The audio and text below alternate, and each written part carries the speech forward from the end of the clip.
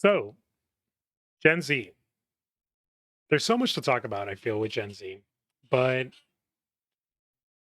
I was talking to my nephew the other night, and we were talking about like how what's important to them, right? Mhm. Like what do you guys listen to? What do you like to what are you guys chasing after, right? I think it's worth talking about is how would we're millennials, right? Mhm. You're 30, 2. 32. I'm 35. We're born in the, you know, I was 80s. born in 90. I hate you.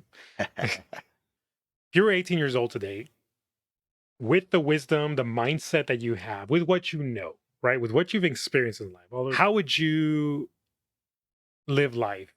You were 18 years old in today's generation. This is a tough question to answer because these late teens, early 20-year-olds have had to go through a lot the last couple of years with the coronavirus epidemic and everything, and the change of the economy and the standard work schedule, right? People don't go to the office Monday through Friday anymore. Tech has advanced so much. However, now there's so many layoffs in tech, due to the economic situation going on right now. So it's hard. It's hard to say what I would do. Um, Tech is still the future. AI is going to be the future. Um, Everything's going autonomous. Everything's going digital, and I think that's what I would focus on is, whether it be a tech degree or computer science degree or something along those lines, regardless of the layoffs happening with Google and Twitter and Facebook and all that right now. It's still the future.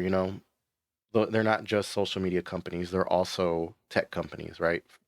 Facebook is now Meta, and they have, they're trying to get involved in the metaverse. They're trying to do their own, tech related things with their, what is it, the Facebook goggles or whatever it is, so Oculus. Oculus, and like we said last episode, man, it's still the future. Tech is the future. Metaverse may be in the future. There's no telling. Um, but when I was 18 years old, I didn't realize how important a degree was. I'm a college dropout, and I would really focus on getting a degree right now because it's really, important to setting yourself up for success in life. College is not free, right? Hmm. Even though there's financial government aid and whatnot, it's not free at the end of the day. Hmm. Most students take out loans just to make it in college, right? Hmm. And then they're indebted for And like, these aren't small loans; they're big loans. I mean, we're talking yes, 40, 50, $60,000 plus, and I'm probably underestimating here. an 18-year-old should not have a 50 plus $1,000 loan, Hmm. you know? I agree. And then you're coming out of college, let's say it's a 4-year degree, right? 4-year university. You get your degree, you're happy, business degree, whatever, $50,000 in debt. Making $50,000 a Like year. making those payments, bro. Like we know what those payments look like. Hmm. We know what that interest rate looks like. How am I supposed to afford anything? How am I supposed to afford living, a car, transportation, food, energy? Am I supposed to still live with my parents if that's even an option? And that's the thing nowadays is that the housing market's insane. Housing prices have gone up across the country, even in affordable cities. The average home price is $250,000, $300,000 on the low end. Places here in Texas, here in San Antonio and in Austin, the average home price in Austin's over $500,000. The average home price here in San Antonio, I think, is around $300,000.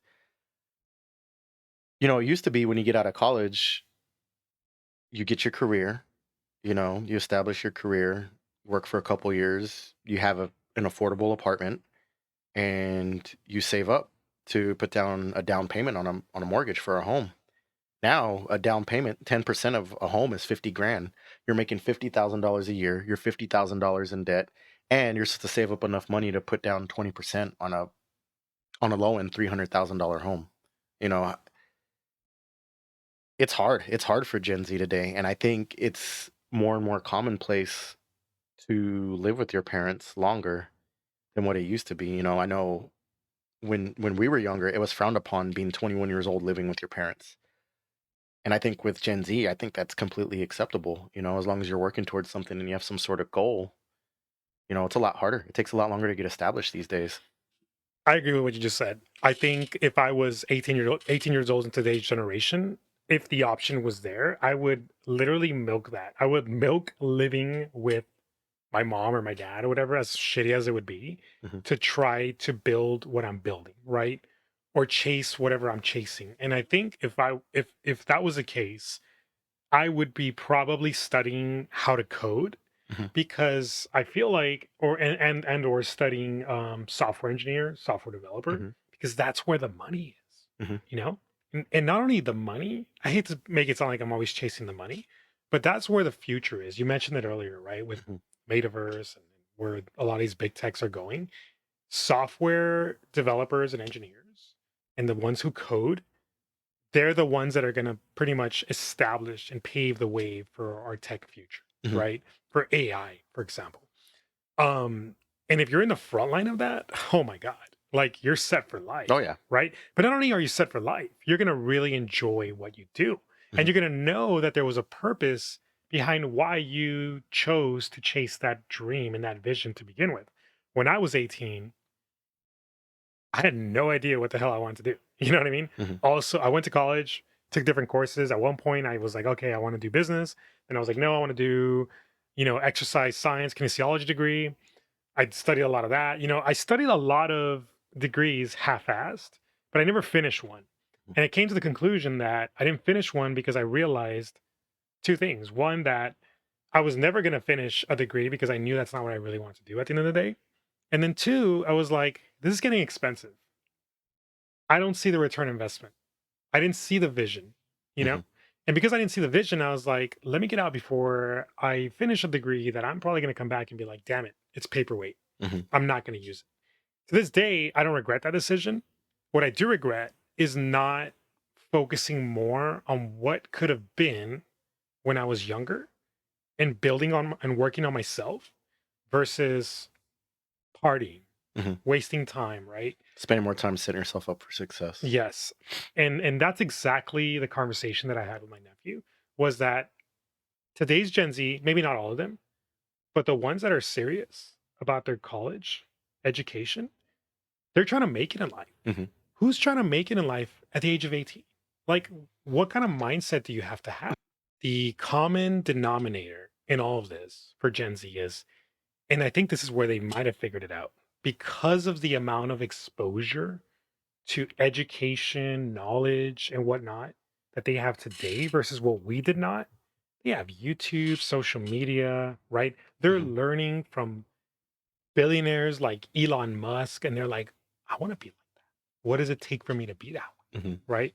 I don't recall looking up to anybody like that when I was that age. Not only that, I also didn't have access, or I wasn't fully engaged into the social media spectrum because it was still kind of starting off. I think when I was 18, MySpace was barely taking off. It was Mhm. still kind of a big thing, right? Mhm. But it wasn't where it was today. I don't even think we had YouTube. I don't recall if we YouTube had. started in '08, Yeah, so so it I was would have probably right been, after I graduated. yeah, it was right around when I graduated. Um, But it was very, very and I green. Oh, yeah, and I Yeah. think it was great that that today they have all these resources. They have these free resources such as YouTube and Facebook and everything, but at the same time, they have more challenges in the same sense that anybody can put any sort of bullshit on YouTube, on Facebook, on TikTok. Oh my God, TikTok, man. There's so many how to do this, and then it's just fucking nonsense that they put on there, you know? To hear the full episode, you can find us on every major podcast streaming service. Also, for more content like this, make sure you like and subscribe to us on YouTube and follow us on Instagram and Twitter. You can find our links in the bio and in the description below.